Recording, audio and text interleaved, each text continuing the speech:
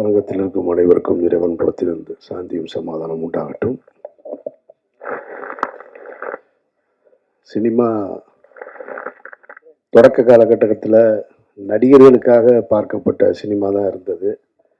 தியாகராஜ பாகவதர், சின்னப்பா தேவர், அப்புறம் எம்ஜிஆர், சிவாஜின்னு. அதற்கு பின்னால் கொஞ்ச காலம் கழிச்சு இயக்குநர்களுக்காக ஒரு சினிமா, இந்த இயக்குனர் பேரை பார்த்தாலே அந்த படம் நல்லா இருக்கும்ன்ற ஒரு நம்பிக்கையை ஏற்படுத்திக்கிட்டு இருந்தது. அது KS கோபாலகிருஷ்ணன் காலகட்டத்திலேருந்து அப்படியே மாறி அப்புறம் பாலச்சந்தர், பாரதிராஜா படம். அது ஹீரோ யாருன்னா கிடையாது, பாரதிராஜா படம், பாலச்சந்தர் படம். இந்த காலகட்டத்தில் தயாரிப்பு நிறுவனங்களும் சில முக்கியமான ஒரு பங்கெடுப்பு செஞ்சது. அது சத்யஜோதி படம் நல்லா இருக்கும். சத்யா மூவிஸ் வேறையா இருக்கும், சத்யஜோதி வேறு. இப்போ ஏவிஎம்னா அது ஒரு கமர்ஷியல் சினிமாவாக இருக்கும், அந்த பிராண்டு வேற. ஆனால் நல்ல படங்கள் இப்போ சத்யஜோதி இருக்கும், சூப்பர் குட் படம் அப்படின்னு. அது மாதிரி ஆஸ்கார் மூவிஸ்னு ஒரு கம்பெனி இருந்தது, பாஸ்கர்னு ஒரு டைரக்டர். அவர் படங்கள் தீர்ப்புகள் திருத்தப்படலாம், தண்டிக்கப்பட்ட நியாயங்கள், பௌர்ணமி அலைகள், சூளம், இதெல்லாம் பண்ணியிருந்தார் அவர். அவர் ரஜினி சார் வச்சு பைரவி படம் கூட டைரக்ட் பண்ணார். அந்த கம்பெனியோட பேர் பார்த்த உடனே படம் நல்லா இருக்குன்னு தோணும். அதற்கு பின்னால் இப்போ அந்த இடத்த நீலம் ப்ரொடக்ஷன்ஸ் பிடிச்சிருக்கு.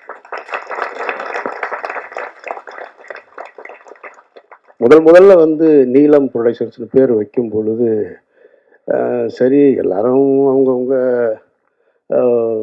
சினிமாவுக்குள்ளே தான் பிறந்த இடம், பிறந்த சமூகத்தை தூக்கி பிடிக்கிறதுக்காக வந்திருக்கிறாங்க.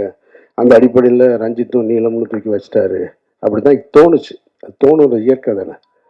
ஆனால் நீலம் ப்ரொடக்ஷன்ஸில் ஒவ்வொரு படைப்புகளையும் பார்க்கும் பொழுது ரஞ்சித் இந்த தலைமுறைக்கு அடுத்து வேற ஒன்றை கற்றுக் கொடுக்கணும்னு விரும்புகிறாருன்றது தெரியும். அவர் நினைச்சிருந்தா வெறும் பெயரை ரஞ்சித் ப்ரொடக்ஷன்ஸ் கூட வச்சிருக்கான். ஆனால் நீலம்னு வச்சுட்டு அதில் இருக்கிற படைப்புகளை வரிசையாக பார்க்கும் பொழுது நீலம் ப்ரொடக்ஷன்ஸில் வர்ற எந்த படமும் சோட போகாத படமாக இருக்குது, ஒரு மரியாதைக்குரிய படமாக இருக்குது. அந்த வகையில் தான் இந்த பாட்டில் ராதா அமைஞ்சிருக்கிறத நான் பார்க்குறேன். ரஞ்சித்துக்கு என்னுடைய வாழ்த்துக்கள்.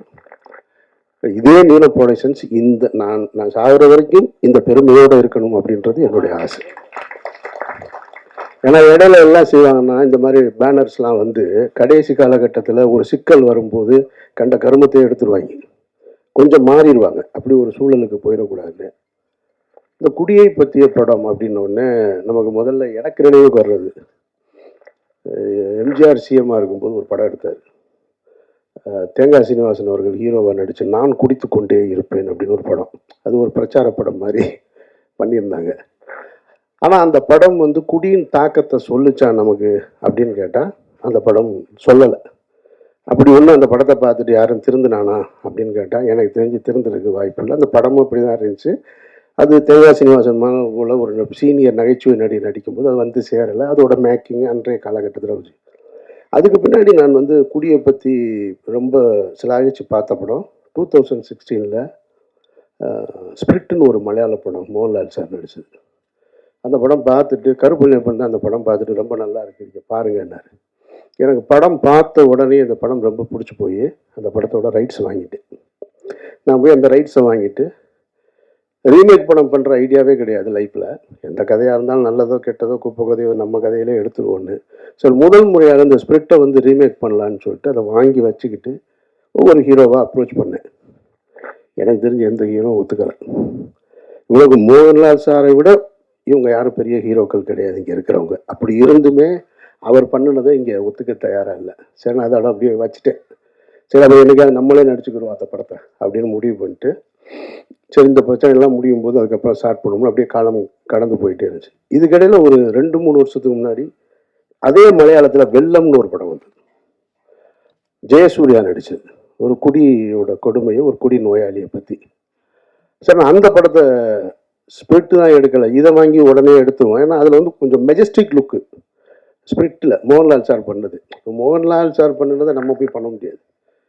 ஒரு பெரிய ஒரு ஸ்டைலாக இருக்கிற ஒரு எஜுகேட்டட் போல இருக்கிற ஒருத்தன் இருந்தால் தான் சரியாக இருக்கும். ஒரு பெரிய சிந்தனையாளன் குடி நோயாளியா எப்படி இருக்கான், அவன் தன்னை குடி நோயாளின்னு ஒத்துக்கிறானா இல்லையான்றது தான் அந்த படத்தோட கதை. இது கரெக்டாக இருந்துச்சு. வெள்ளம் ஜெயசூர்யானோடனே சரி நம்மள மாதிரி தான் தாடி இடி வச்சிருக்காருன்னா அந்த படத்தை வாங்கலான்னு போய் கேட்கும்போது, நான் போய் கேட்கும்போது வெள்ளத்துக்கு ஒரு காம்படிஷன் இருந்துச்சு, வேற ஒருத்தர் யாரோ வாங்க போகிறாருன்னு. ஏன்னா எனக்கு வந்து குடி வந்து ரொம்ப அது தெரிஞ்ச விஷயம். கொஞ்சம் அப்படின்னு தப்பிட்டேன், இல்லைன்னா நானும் ஒரு பாட்டில் ராதா தான். அங்கேருந்து வந்தவன் தான் நான். அதனால் அந்த படத்தை எடுக்க முடியல. அப்புறம் நானும் என்னோட அசிஸ்டண்ட்டும் உட்காந்து இது ரெண்டுமே இல்லாமல் வேற ஒன்று புதுசாக பண்ணலான்னு சொல்லிட்டு ஒரு கதை பண்ணணும். அது காரணம் என்னன்னா, எங்களோட ஃபேமிலியில் என்னோட ஃபேமிலியில் ஒருத்தர் இருக்கான் இந்த மாதிரி. என்னோட க்ளோஸ் ஃப்ரெண்டு ஒருத்தர் செந்தில்னு ஒரு நண்பன், இன்ஜினியரிங் காலேஜ் ஸ்டூடெண்ட்டு, ஸ்டேட்லேயே 6th வந்தவன். ஸ்டேட்லேயே 6th. அவன் நாசமாக போனது குடியில் தான். அதுலேருந்து மீளவே இல்லை. இது மாதிரி என்னோட பழகிய பல பேர் வந்து மீள முடியாத குடியின் அடிமையில்னு இருக்காங்க. என் காலேஜ் ஃப்ரெண்ட்ஸாக இருக்கட்டும், என்னோடய ஃபேமிலியில் ஒருத்தர் இருக்கான். அப்போ மதுரையில் நரிமேட்டில் ஒரு இதே மாதிரி டிஅடிக்ஷன் சென்டர் இருக்குது. அதை நடத்துகிறவனும் என் ஃப்ரெண்டு தான். அவன் முன்னாள் ட்ரக் அடிக்ட்டு, அவன் தான் நடத்துகிறாங்க. அந்த இடத்துக்கு தெரியும். அங்கே வந்து என்னோட அந்த ரிலேட்டிவை கொண்டு போய் நான் சேர்த்துருக்கேன், அங்கே பார்த்துருக்கேன். அவன் சொல்கிறான் அவன் எப்படி இதை ஸ்டார்ட் பண்ணு. எனக்கு முதல்ல தெரியாது. நான் கொண்டு போய் சேர்க்கும்போது அவன் வந்து அமீரோட ரிலேட்டிவ்னு கொண்டு போய் சேர்த்துட்டோம். அவன் சொல்கிறான் என்னை தெரியல அவனுக்கு அப்படின்னா. தெரிலன்னா அவன் சொல்கிறான் ஒன்றா தான் நம்மலாம் குடிச்சிக்கிட்டு இருந்தோன்னு ஆரம்பித்து அவன் இந்த கதையை பூரா சொல்கிறான். என்னடா அண்ணே ரொம்ப மோசமாக போயிட்டேன், அதுக்கப்புறம் தான் இதை ஆரம்பித்தேன். அப்புறம் அதுக்கு இங்கே சைதாப்பேட்டையில் அதே மாதிரி ஒரு டிஅடிக்ஷன் சென்டர், அங்கேயும் நான் போயிருக்கேன் நான்.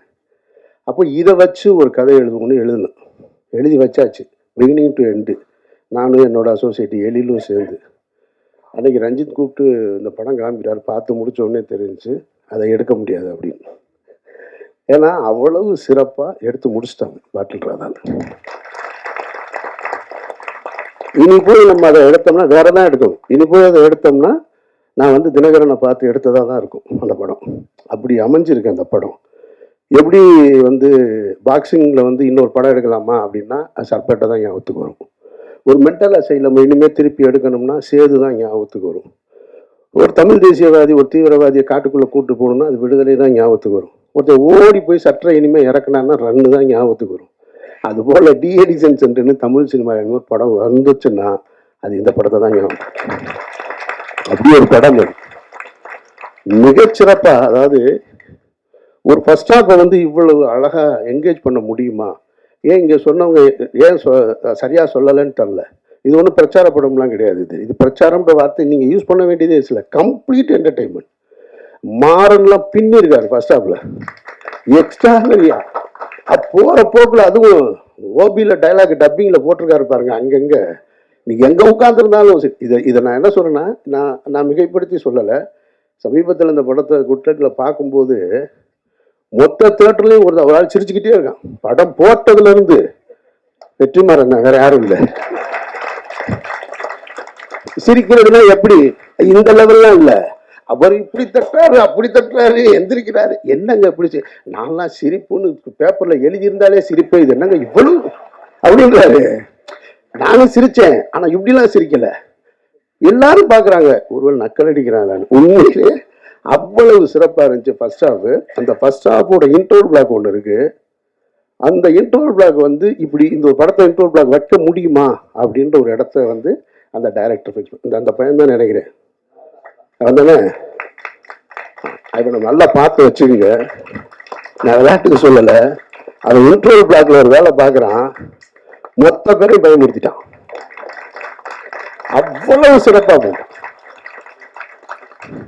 சரி, இப்படி ஒரு ஃபர்ஸ்ட் ஹாஃப் வச்சுட்டு செகண்ட் ஹாஃப் என்ன இருக்கும் அப்படின்னு போனால் டெட் கான்ட்ராஸ்டாக ஒரு எமோஷன் படம் ஃபுல்லாக. நமக்கு ஒரு டவுட் வந்துச்சு, இப்படி ஒரு ஸ்க்ரீன் பிளே எப்படி எழுத முடியும்? கம்ப்ளீட் என்டர்டெயின்மெண்ட்டாக இருக்குது. படத்தோட பிகினிங்லேருந்து இன்ட்ரோல் வரைக்கும் ஒரு இடம் கூட உங்களை வந்து சும்மா இருக்க விடலை. ஜான் விஜய் எல்லாம் வந்து அப்படி பிரமாதப்படுத்திட்டார். பிரமாதமாக அந்த கேரக்டரு. இந்த ட்ரெய்லரில் ஒரு ஷாட் வந்துச்சு இல்லையா, அதான் அவரோட இன்ட்ரோடக்ஷன் ஷாட்டு. அவ்வளவு அழகா, அவ்வளவு மெச்சூர்டாக. நான் சொன்னேன் இல்லையா மதுரையில் என்னோட ஃப்ரெண்டுன்னு, அவன் கேரக்டர் தான் ஜான் விஜய் பண்ணியிருக்காரு.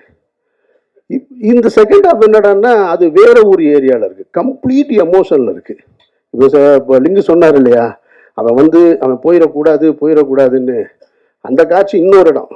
அதாவது புருஷன் எனக்கு காசு கொடுத்து அனுப்பிச்சிட்டு அந்த சஞ்சனா உட்காந்து சமைச்சிக்கிட்டு இருக்கிற ஒரு சீன் இருக்குது.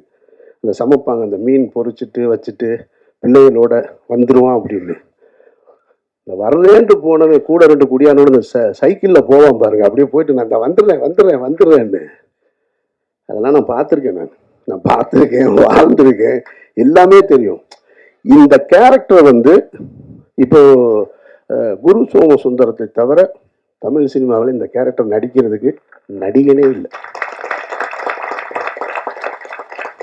நான் யாரையும் குறைத்து மதிப்பிட்டு சொல்லலை, நீங்கள் படம் பார்த்துட்டு நீங்கள் முடிவுன்னு சொல்லுங்க.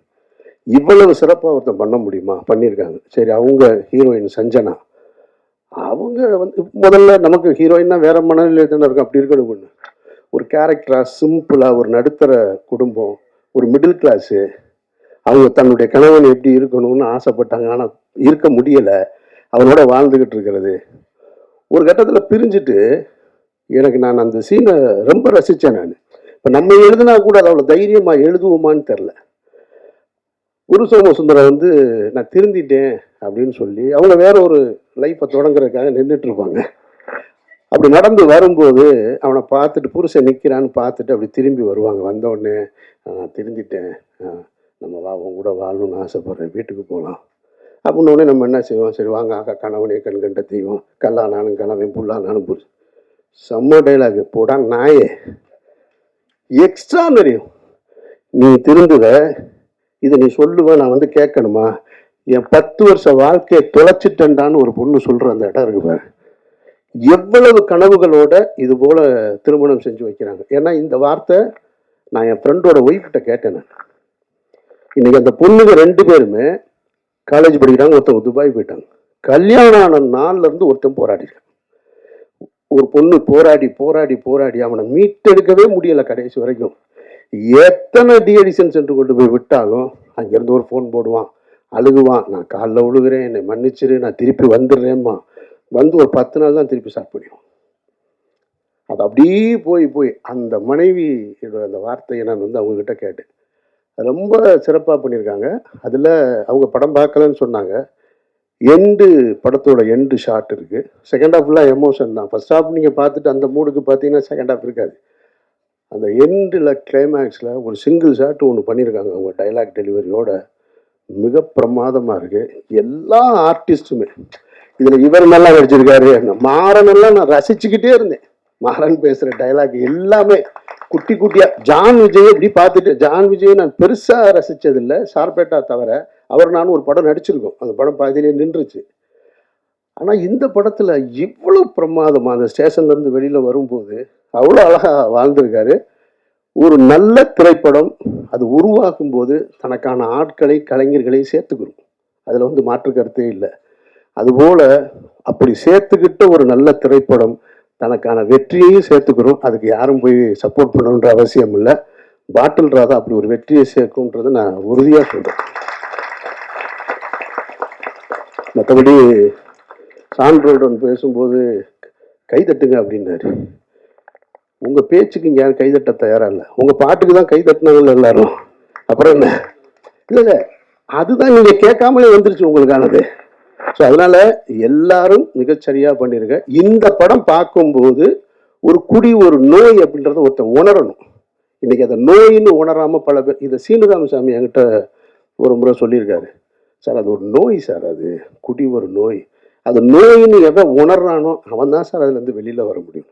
நான் ஒரு முறை ஒரு ஆட்டோவில் போகும்போது ஒரு ஆட்டோ டிரைவர் இதை என்கிட்ட சொன்னான்.